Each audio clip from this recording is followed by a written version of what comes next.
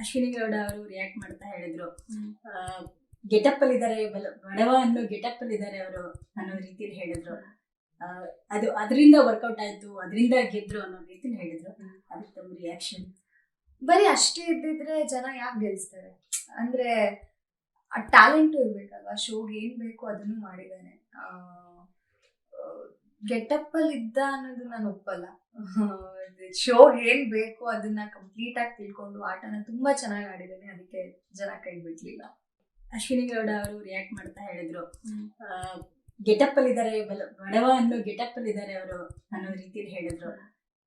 ಅದು ಅದರಿಂದ ವರ್ಕೌಟ್ ಆಯ್ತು, ಅದರಿಂದ ಗೆದ್ರು ಅನ್ನೋ ರೀತಿಯಲ್ಲಿ ಹೇಳಿದ್ರು. ಅದಕ್ಕೆ ತಮ್ಮ ರಿಯಾಕ್ಷನ್?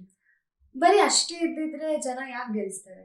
ಅಂದ್ರೆ ಆ ಟ್ಯಾಲೆಂಟು ಇರ್ಬೇಕಲ್ವಾ. ಶೋಗೆ ಏನ್ ಬೇಕು ಅದನ್ನು ಮಾಡಿದಾನೆ. ಗೆಟಪ್ ಅಲ್ಲಿ ಇದ್ದ ಅನ್ನೋದು ನಾನು ಒಪ್ಪಲ್ಲ. ಶೋಗೆ ಏನ್ ಬೇಕು ಅದನ್ನ ಕಂಪ್ಲೀಟ್ ಆಗಿ ತಿಳ್ಕೊಂಡು ಆಟನ ತುಂಬಾ ಚೆನ್ನಾಗಿ ಆಡಿದಾನೆ, ಅದಕ್ಕೆ ಜನ ಕೈ ಬಿಡ್ಲಿಲ್ಲ.